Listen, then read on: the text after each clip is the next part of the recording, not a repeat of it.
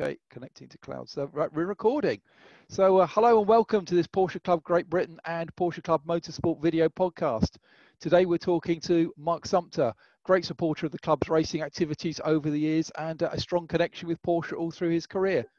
Mark's actually a double Porsche Club champion, a British GT champion, reigning Peter Auto 2 Litre Cup champion, winner of the 2008 Britcar 24 Hours in a Porsche, historic racer, owner of some very nice historic Porsches, and proprietor of independent Porsche specialist Paragon in Five Ashes in East Sussex. Hello, Mark. Hello.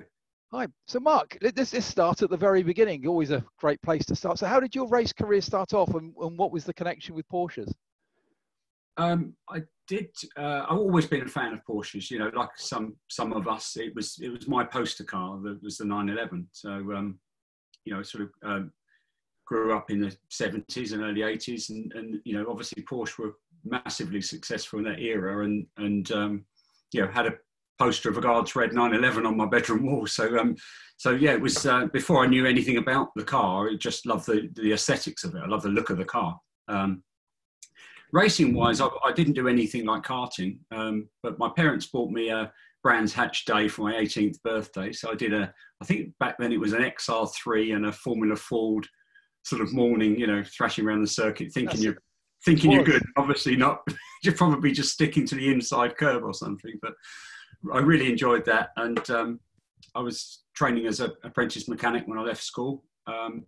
So did a little bit on Mark 1 Escorts, did a bit of grass track racing to start with. And then that developed to, I saw a friend of mine that was doing 2CV racing. And I think at that stage, all the rounds were held at Lyddon Hill.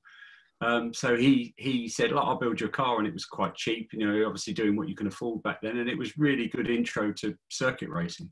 Though it might sound strange to anyone hearing about 2CV racing, but at the time it was actually really good racing because they've only got little engines. No one could ever break away. And it was just constant non-stop action. Yeah, it was a perfect way to start because it's like, you know, you're learning to drive on the circuit. A, we only went to one circuit and there's not that many corners at Lyddon. And B, as you say, they're not fast cars. So you're learning at a slower speed. You know, I had accidents at that speed, so God knows what it would be like in a fast car. But that inspired you then to go on and do more. Well, as you know, with racing, being around race circuits, you tend to have you tend to sort of support other formulas. So when we were doing the 2CVs, we actually ventured out to Brands Hatch, and the Beetle Cup was there. And I've always liked these one model, one make series. And at the time, it was called Big Boys Toys Beetle Cup. I remember the series, yeah. To an old Beetle. And then a kit of parts for a couple of £1,000 from a company called Volk Spares. And it would include everything. You know, they're one of their sealed engines and a set of wheels, roll cage seat, steering wheel, everything. So you'd put that into your road car and go racing. So after a couple of years of sort of doing the 2CV thing, I thought I was ready to step up to 1600 Beetle horsepower, and so we did one of those for a couple of years. That's right. And you said about having a 911 on your poster wall. At least now the engine's at the right end. Yeah, it was just like a little stubby version of a 911 with a smaller capacity engine, but it was air cooled and the engine was out the back. Yeah, so I was learning to hang on to that, and we were on road tyres. I can't remember what the tyres were, but they were just a sort of regular radial road tyre. So there's lots of squealing and, you know, from me and the car, but just sort of hanging on to this car that didn't, you know, they were really, I suppose they had the handling characteristics of a very, very early 911 or 356, I guess. Okay, but so a great grounding to gain the skills to go further. Yeah, and then we started going to Beetles. It was actually on with a really good calendar. We supported some of the touring car races, and I think at the second year of the Beetle thing, and we were at that stage with won races, so that was good. But we were at Donington, and I remember spending most of my time in the Porsche Club paddock because we were supporting the Porsche Club event. And I was just drooling over the cars. Porsche, I should have been in my paddock, but I was in the wrong one. And then it was like subliminal advertising because we drove. You know how long it takes to drive back down the M1 and things. Yeah. For us, it's 100 miles basically from Donington to the top of the M25. And I spent probably 80 of those miles following the Jazz, Steve Winter's company, Jazz Porsche, they were towing Robert Babacan's orange 911 with Zorba written on the bonnet, and I could have overtaken it, but I just sat behind it doing sort of 60 or whatever all the way down the M1. By the time I got to the M25, I knew I had to have one. And you had their phone number memorised off the back of the truck. You know? Well, strangely, I then looked around. You know, you start looking in the classifieds and things, and it was the last race of the season. Strangely, the car I ended up buying was an old race car, and it was run by Jazz. So yeah, it did a good job on me, really. Fantastic. What was that first car? So there's a guy called Stuart Hamilton that was racing it, and it was a 3-litre SC, 1978. So the smallest horsepower, 180 horsepower one, which at the time, the Porsche Club was running class A, B, C and D. And that was, so A and B would race together, and then C and D would race together. They had huge grids back then. So this was, it would have been at the top of the second class, if you like, you know. So, so I bought it very, very naively, not realising that, I guess some of the other people that were in the club had realised that the next year they were changing it all again. So I wheeled it out thinking I was going to be at the top of, you know, top of the grid for class D. And they renamed it as Porsche Classic and Porsche Club. Yes, I remember those days, yes. And I was there was A, B and C in Porsche Classic, and I was a B class Porsche Classic. So that didn't quite work out but again, it was a great thing to do. I crashed it quite a lot in that first year. And after, I think, the second or third crash, I'd done quite a bad job on it. So we needed to do a lot of work, and it meant buying a sort of donor vehicle. And the donor vehicle we bought was a crashed 3.2 Carrera. And 3.2 Carreras, as Robert Babacan with the Zorba orange 3.2 Carrera, he was winning races in the top class of the cup, you know, the club thing. So we converted it. We decided to go for it and convert it to so I could run with the big boys. Fantastic. So, as I say, sounds like a steep learning curve, but you know, also I think a nice reminder of just how much Porsche Club and their racing have been almost a staple of British motorsport for so long. Yeah, it's if you look at the guys that have run at the front of club championships, when they've gone off to do other things, they've always run at the front of whatever they've done. So it's obviously, you know, it's very, very competitive at the top end. But obviously, because of the class format to it, it's really good because you can go in as a novice, but you shouldn't do what I did and try and go in at the top of it. You should do a couple of years really in a lower class within the club. So around that period, some very good people. Johnny Molem was in the series at one point, wasn't he, dominating? He came in a year after, yeah, 96 he came in, yeah. Yeah, so I did a year with that 3.2, well, half a year with the 3.2 Carrera, and I thought I was ready then to progress, and I suppose I was young. We were working hard at Paragon, and you know, if I saw a car that was faster, I suppose I was naive to think it wasn't the driver, it was just the car. So that's quite a nice attitude, though. Some confidence in there, isn't there? Yeah, just naivety, I think. So I remember there were a couple of Pete Chambers and a couple of the guys that'd been doing it a while had 964s. Stephen Radcliffe and Mark Howes was in his car for half a season, and I didn't know who Mark Howes was, so I just thought the fact that he's beating me must mean he's got a faster car. You know, I need. Yeah. So we actually ended up years of experience not counting for anything at this point. Yeah. Yeah, no, I didn't. You know, I was in my early 20s, so I didn't think that mattered too much. I mean, I had my foot fat on the throttle, and I thought it can't go any further down. That's it. It's got to be the car. Yeah. So anyway, so we sort of, you know, I should have stuck with the 3.2 for a couple of years and learned the skill. But no, I wasn't having any of that. So we bought a 964 for 96, and then started. Still didn't win anything, but had some podiums with that car, and then met Mike Jordan, who obviously we all respect massively with Porsche. You know, he's a previous champion. I think when it was in the Pirelli days. Yeah, I think so. To say, long-time supporter again of the series and the club. Yeah. So I met Mike when Mike was running the AFM car for Johnny Molem. I met him. I remember him coming up to me and sort of laughing, really. I mean, Mike's normally quite a quiet guy, isn't he? And Yeah.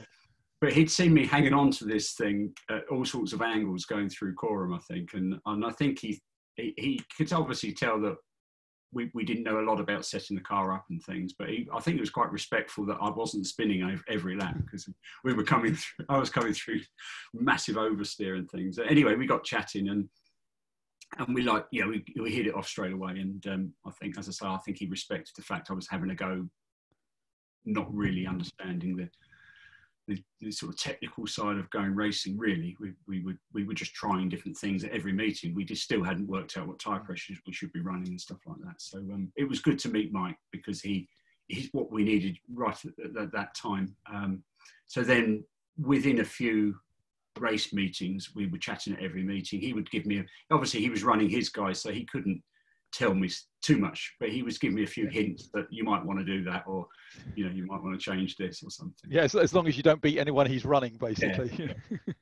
Yeah. So by the end of that year, I decided that we needed a bit of help. So we used Eurotech, it was called at the time, and Mike was running. I mean, there were a few good teams, as there are now. There were a few key teams that might pick up. You either went to him, Steve Winter, Parr, or Eurotech, really. So we sort of teamed up. We couldn't afford to just say to Mike, build us a car. So we built the car, and then he helped us massively with like springs and dampers, and he did the technical thing. And then as we could afford it, just almost bringing that experience to your enthusiasm, sort of thing. Yeah, exactly. Yeah. So then that was that's when we started to regularly run at the front of it, really. So I think it always, lots of things, like lots of sports, it takes sort of 3 years really to you've got to have everything's got to be right, as you know. It's you can't, a bad driver won't win in a good car, and a good driver won't win in a bad car. You've got to get everything right. That's right, and also get yourself in a position where you're then able to focus on what you really need to be able to focus on, and not running around looking for the wheels and trying to do all the extras, isn't it? Yes, yeah. and really once I started that relationship with Mike, we started winning races, and that's when it gets really expensive. Yeah, that's when you start coming home with the silverware. Yeah, I know, but the problem is, I was just enjoying going racing, and then once you've won a race, you only, I still enjoy it, as you know. I especially if you have a good battle. I've had some of my best races are ones I haven't won, but have had a real good battle, or maybe had a problem and then overcome it and still worked your way back up through the grid or whatever. But when you've won the big cup, you're always slightly disappointed if you're on any other step, or not even on any of the steps of the podium. Yeah, anything else is a step backwards, really, isn't it? Yeah. So you had the 964 with Mike. Then didn't you move to a 993 with Mike? Yeah, no. 993. Yeah, he gave me a few hints with the 964, but he never actually worked on that car. But he built me he sort of built we built the body, and we did all the paint work, and sort of built a car, and then gave it to him, and he caged it and did all the technical stuff for us with the 993. And then after that year, we decided to step up to the 996. Which obviously was a new model at that point, wasn't it? So suddenly we're talking water cooled, and the purists go, "Whoa!" Yeah, and they should have, rightly so as well, because in the early days of 996, it really wasn't a car that was ready to go straight onto the circuit. Oh, really? You had a lot of work to do. Lots of work, yeah. Those early cars, the first sort of year of 996s, there were lots of updates that Porsche were putting in, even on the road cars. So when we were sort of taking them around circuits, and obviously the G-forces and everything else, there were a few things that broke on that car. It was the least reliable car. It was a brand new car, and the least reliable one that we'd had to that date. Yeah. Am I right in thinking, though, that you actually went to Germany to get the car, and it was the first one in the country for racing purposes? Yeah. So Johnny Molan went off. Obviously, he'd raced for AFM for a couple of years. And AFN at the time at Reading said to me, would have come in and have a meeting with them. And they said to me, we're going to build a 996, but Johnny's going to go off and do Super Cup. Would you like to be our driver in our 996? I said, yeah, I'd love to do that. So I sold my 993 I needed to take a bit of money. It wasn't all free, you know. So I sold the 993 to get my sort of bit together. And then very late in, I'm trying to think, towards the end of 97, they phoned me and said, sorry, but it's all off. My view are, you know, a few years later, I think probably what happened is Porsche said to them, we don't think you should be racing this car, because it, you know, it probably, you could see a manufacturer's view on that. Yes. Yeah. They didn't want to see public, you know, didn't want to think, because it was obviously up to that stage, 911s had been dry sump, and this car had they call it a semi-dry sump, but basically it's a wet sump.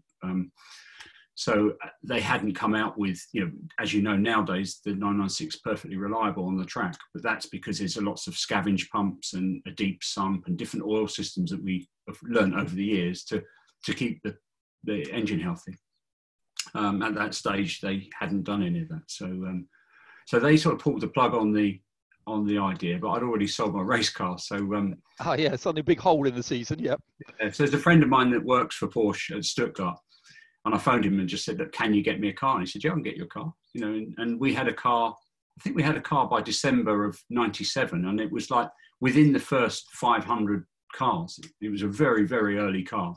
The dealer that we ordered it from, we didn't tell him what we were doing with it. He couldn't work out why we didn't have a single extra, you know, it had a plastic It was the basic package, yeah. Yeah, the absolute base model car, yeah. So I took a van and trailer, drove down to Stuttgart, collected it on the Friday, drove through the night, and we had it stripped to a shell by Saturday night, you know, and then we took the shell to Mike Jordan and he caged it. We swapped it from left to right-hand drive as well, which was quite interesting. It's quite a bit of work on it then. It's a lot of work. And we'd never seen a car before, you know, we'd only seen pictures of them. So it wasn't like we knew how to pull one apart. You know, we knew by that stage, we'd been running Paragon for 5 years, and we sort of had stripped a lot of air-cooled cars and obviously rebuilt some of my crashed race cars. So we were used to taking things apart, but none of us had touched a 996. So it was quite interesting. Interesting days then. And am I right in thinking that we've mentioned the 964 and the 996? They both crop up a little later on in your career, don't they, those cars? Yes. Yeah, I'm really bad. You know, it's good because I'm passionate about Porsches. It's really nice. And we see a lot of the same cars at Paragon, you know, customer cars and things, and they've all got personalities. They're all slightly different, I think. But I do get attached to them, and especially when you've, you know, either had big moments or race wins or sometimes crashes in these cars. Obviously, with race cars, you tend to need to sell last year's one to put the money into next year's one. Mm. But later on, you know, as I've had a bit more space and a little bit more money, you know, over the years, I have ended up getting a bit romantic and buying some of these cars back. So was the 964 that you raced in the 90s, is that the 964 you won the championship with in 2011? No, actually, it's not. No, oh, okay. But I've seen it in the paddock. It was the car that Marcus Carnell raced, the white car that he raced. Oh, I remember that. Yeah, he took a win at Spa with it. Yeah, that's it. Yeah, that was my original 964. Yeah. Oh, okie dokie. But now the 996 you did encounter again, didn't you? Absolutely, just by total coincidence. So I knew I fancied getting back into the club championship. I'm trying to think when it was. I wrote it down. When was it? So we came back in 2011.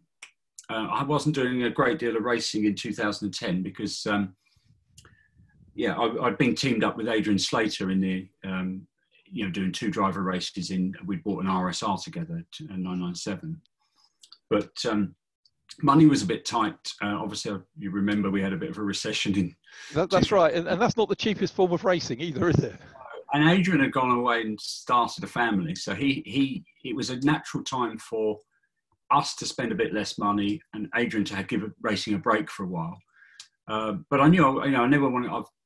I've raced every year for as long as, you know, for 30 odd years, so I didn't want to stop racing. But so I wheeled out the old 3.2 Carrera that I still had, and we did a season and a half with that in end of 2010, beginning of 2011, and had great fun with it and had a bit of success with it as well. So that was really good. And then we sort of, you know, it was an old car trying to keep up with 968s, and they were a little bit limited on the brakes and things. So then we built the 964, and raced those cars. We built 2 of those and raced those, as you know, in the club with some success for a while. But it was becoming obvious that, with the 996 is now reliable, and the chassis, is superior. It's 2 decades newer. Yeah, that much more development's gone into everything. Yeah. The 964 is the last of the line car, wasn't it, with a swing axle and all that sort of thing. So we were unable. I mean, Steve Kevlin was helping us a bit with the weights, but we'd basically taken all the weight you could take out of a 964, and it wasn't fair to keep putting weight in the other cars for basically 2 or 3 964s that were remaining in the club. So it was, although it was still an eligible car for club, it wasn't going to win anymore. So I thought, right, I'll either build a Cayman or buy a 996. At that stage, I think there were 10 996s at the front of Porsche Club, and I thought, I think I'd like to go in with the same car, so that, if you win a race, you feel like you've and you've got people like Pete Morris and Mark McAleer going very quickly in them. Those guys, they're all really competitive, and it'd be real good fun to all have the same car. So I thought, well, we'll build another car. And then I just happened to be on Facebook, and a friend I'd raced with for a long time, Piers Maserati, was advertising one. So it wasn't expensive. He hadn't done club with it, but he'd been doing another, I think, a Future Classics, which is... Yes, it's the CSCC stuff, yeah. Yeah, so he'd been doing that with it. So I gave him a call and said, I'd quite like that. We agreed a price. I said, look, it was up sort of a Birmingham area. So I said, if you don't mind, I'll see if Mike will, it was local to Mike. I'll see if he'll go and have a look at it. So he did. And he phoned me and he said, I'm here with this car. He said, do you know about the car? I said, yeah, it's Piers Maserati's car. Yeah, that's all I know about it. And he said, no, you do know which car it is. I said, no. He said, it's your old car. He said, it's the car we built for you in 1957. So, if you'd gone hunting for it, you might never have found it. But to fall into your lap, yeah. I should think if Piers had known it was mine, it would have been more expensive as well. But I think it had sprouted some wings and bits and pieces by that point, hadn't it? Oh yeah, it had sort of I don't know, half a dozen owners. None of them had looked after it. Yeah, it had all sorts of things. It had gone to Ireland and it had done some series there where they were allowed to make it wider bodied. So, I mean, it was probably, yeah, it's got a few scars, let's say that. Now you took that car to win the title in 2018. Now, my memory of that season is I can't think of one moment in one race where you didn't have another car within a metre or two of you, be it Pete Morris, Mark McAleer, or another of the front runners. That was a ridiculously close season. It was really close. It was good because none of us fell out, but it was really competitive and close. And then I wanted to win the championship. As you know, you can win it from class 1 or 2. And I wanted to win it. I'd won my class by the time we turned up at Brands for the last race, but I really wanted to win the championship. And it was close with a Boxster that was running. Jonathan Evans in class 2, yeah. Jonathan had an easier season, I think, than I had, because he was quite dominant, wasn't he, in that Boxster? But I really wanted to win the championship, which it was hard at Brands because we had a testing accident the day before. But that just shows how great the club championship is, because I was thinking about this morning, and our 2 sort of main competitors in class 1 were in the garage helping us fix it on the Saturday night, to then try and beat them on the Sunday race day, whatever. So, which is, as you say, is part of the spirit of the championship. I think I've been involved now for 16 years with it, and I've never known a championship where everyone will come together. If you've got everything you need, can we help in any way? And it just happens regularly. Yeah, absolutely. Yeah. So I think it's definitely, it's I've done 12 years of club over the years, so and I'm sure I'll do some more. We're having a break again at the moment because I think I'd keep doing the club, but the problem is obviously we keep visiting the same circuits, and after 30 years of going around the UK doing those circuits, I fancy doing some other circuits. So yeah, you've had a break from it before though, wasn't it? Because into the British GT Championship with Mike Jordan about 20 odd years ago now. Yeah, it was it's 2000 when we managed to win that, and that was amazing because that felt like such a huge step. Although it was a from a 996 to another 996 to go into a factory built GT3R on massive slick tyres, and also it just seems so serious, British GT. It just, Yeah, I mean, very competitive series, and has been for a long time. Hugely. I mean, our first race was Thruxton, and I remember, going to the drivers' meeting, and our main competitor was John Cleland, who'd been my sort of hero watching touring cars and things. And I'm sitting next to John Cleland, and I'm racing against him the next day. Yeah, and he's literally just come out of touring cars. He retired in '98. Yeah, multiple champion as well. And I was quite lucky because I hadn't got my head around the slick tyres at that point. We hadn't done enough testing. We didn't pick the car up till quite late, and I was really lucky because I woke up on the Sunday morning, it was raining. So I was back on treaded tyres. I was used to treaded tyres. So, the one person driving into Thruxton glad it's wet. Yeah. Well, it just calmed it all down, it calmed the speeds down, and it gave me some time after Thruxton to test on slicks and sort of really understand them. But and I drove round, and I drove round following John Cleland for my half of the hour race. I think I pitted it in second position, only a couple of seconds off him. So I was really chuffed with my performance. And then Mike did his thing, and we won that race, so it was amazing. And we went on to win 7 out of the 10 races and the championship. So it was an amazing season. I'll never forget that season. It's really amazing. And then you guys went and did some international racing? Yeah. So we did British GT for a couple of years, and then we stepped up and did a year of FIA GT, which was fun. We were really up against the big boys then, the works team, Stefan Ortelli, Mark Lieb, in factory cars and Michelin tyres and circuits we'd never been to. And it was great. We didn't have the budget to go back. And if ever I was, I think it's a 3-year deal to actually, we didn't win anything. We got close a couple of times, but it was tough. We were on Dunlops, which at the time were a little bit slower than Michelins. I've got all the excuses here. It's a racing driver, isn't it? The biggest thing was that we were sharing the car, and we didn't have any budget to go and test these circuits pre-race weekend. So we were literally learning the circuits. And back in those days, there was no, you weren't getting on a PlayStation and learning these circuits. So they were. There might be a little bit of film that we'd watch a Grand Prix or something, but you're literally coming up to the corners quite fast and thinking, is this the left, right, or the right, left? Yeah, which is not what you want to be doing when you're chasing time in qualifying, is it really? So I wish we'd have had the budget we only did it for 1 year, and I wish we'd have had the budget to have continued. We didn't have the sponsorship and the money to it's lovely to have done it, and I'm wouldn't have swapped it for anything, but would have loved to have gone back the following year, having known the circuits and been a bit more competitive with it. Talking about racing on the continent, if we could quickly just jump forward to last season, obviously no Porsche Club Championship, but you're into the Peter Auto series. Now, for anyone who doesn't know, Peter Auto organise a lot of major historic meetings across Europe, and that's at Spa, at Paul Ricard, at Monza, and in the 2 Litre Cup, which is for the very early 2 Litre 911s. So we're almost back to, as we said right at the start, the one make scenario again. Yeah, very competitive series, but you managed to take that title. Yeah, it's like a vintage Super Cup. And it's really cool. We're all of the circuits. Peter Auto events are amazing. It's definitely like Spa Classic or Classic Le Mans he organises, and they're an amazing event.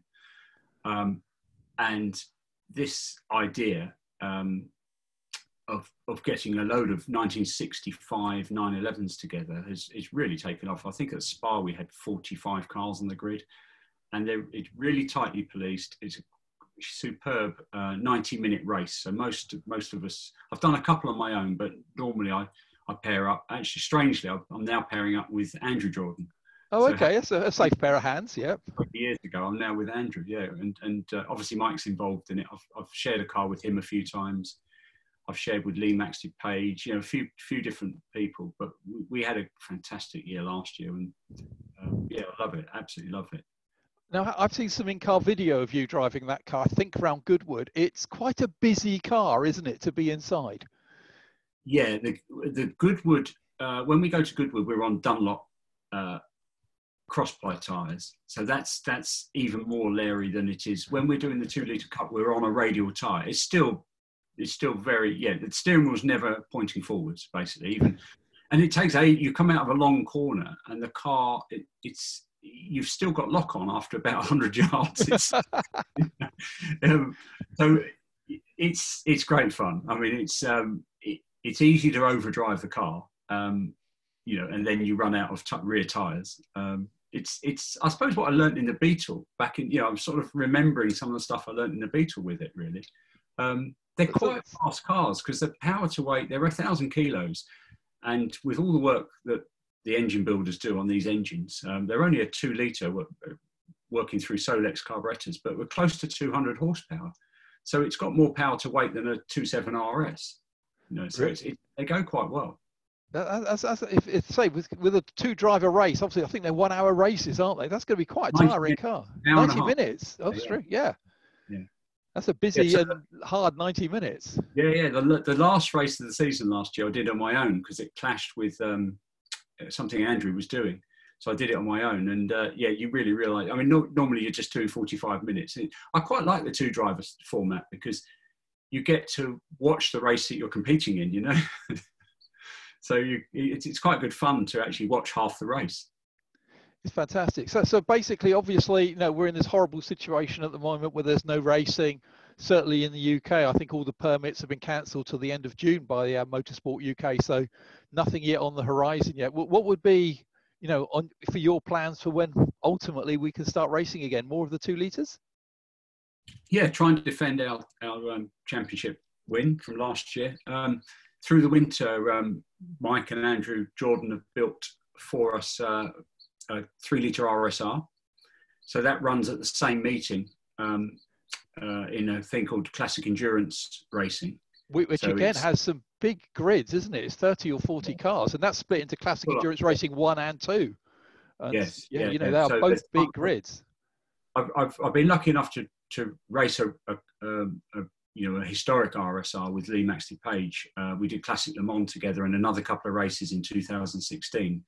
So that sort of was obviously a wonderful thing to do. But it's having driven one of those, RSRs. They were amazing cars, and you would never think there's a 1974 car. It's so nice to drive even today. So we've just built one of those. Mike's tested it and Andrew tested it, but I was away when they were testing it, so I haven't even driven that car yet. So it's really there's a lot of faith in them to let go out in your new car first. Totally trust them, but I'm itching to get out in that car, even if it's just a test day. I hope we do get out in it this year. That's right, and also now without talking about the contents of your garage too much, you've got a very nice 1990s 911 GT1. So essentially the Le Mans winning 911 derivative. Any chance for us seeing that out in the circuits again? I hope so. Yeah, I mean, I'd see if the Brands Hatch Festival is on. There's no plans to race that car. I bought it just purely through passion. I was at Brands Hatch when they came out in 1996, and I was standing at Paddock Hill Corner, and it's one of those cars that just really, it shocked me actually how. I don't know why, but at that time I hadn't really learnt a lot about GT1. So I sort of saw it, almost didn't expect to see it, if you like. And there were 2 of them at the front of the grid. And, always massively loved looking at those cars and loved Le Mans from that era. So it was it's a real delight to have been able to buy that car. And I do like to take it out. I've probably driven it for about 20 hours. I know it sounds weird, but we sort of keep a log of the hours that the engine's done. So I've taken it to a few different things. As you know, I've had it at Brands before at the Porsche Festival. So yes. If that's on in September, I'll definitely bring it out for that. Fantastic. And as I say, those are the cars that were running at the front of Le Mans in the 90s. And I always think the 911 GT1 is probably the nicest of those manufacturer GT1 cars of the time, when everyone was trying to sort of build a race car out of their road cars in theory, sort of thing. But, I've had a passenger ride sat alongside you in that car, and that is a very, very quick car. It's lovely, isn't it? And I love the fact, I love what Porsche did with that, and back to the 962, where they use as much as they can use from the from road cars they use. So you look at the dash and it's a left-hand drive 993, and it truly, that car was truly built from road car parts. You know, obviously there's some exotic parts in the engine and the gearbox and suspension and things, but when you look at the body, that's my car's been had the Evo update, so it looks more 996, but it's actually built from a 993 chassis. All right. Now we're horrendously overrunning on the time, but I think it's been fantastic chat. So, is there any Porsche that is still on your to-do list that you haven't, you know, any Porsche race car that you would love to sit in one day? I'd like to. I've sat in and I've been lucky to have driven a GT2 993. I think that for these new series now, this sort of classic endurance legends, because I think that for me the GT1 would be too sort of exotic to run in that series. A GT2 993 would probably be the car that I'd love to race. But also just quickly, I've got my eye on the Cayman GT4 series as well, because my friend Pete Chambers has got one, and I was chatting to him the other day, and he just says it's an absolutely wonderful car. So that's the other thing that I've got my eye on. Yeah, see how he does in that. We had one of those actually in the Porsche Club paddock with us when we were at Donington. Yes, and it is a beautiful car, isn't it? It looks really nicely put together. It's sitting just that little bit lower. It's got the spoilers at the front, the wing at the back, and it really does look a nice piece of kit. Yeah. I've driven the road car, and that's amazing. So I guess the race car is going to be just that much better. So you've got high hopes now, basically. Yeah. Mark, thank you very much for your time this morning, and we hope everyone's enjoyed our interview. So many thanks to Mark for joining in with us, and we hope we can see everyone again soon. I hope to see everyone soon. Yeah, cool. Just to say from everyone at Porsche Club GB, Porsche Club Motorsport, please look after yourselves out there and those all around you, and we look forward to seeing everyone when normality returns. Mark, thank you very much. Thank you. Cheers, guys. Bye-bye. Bye.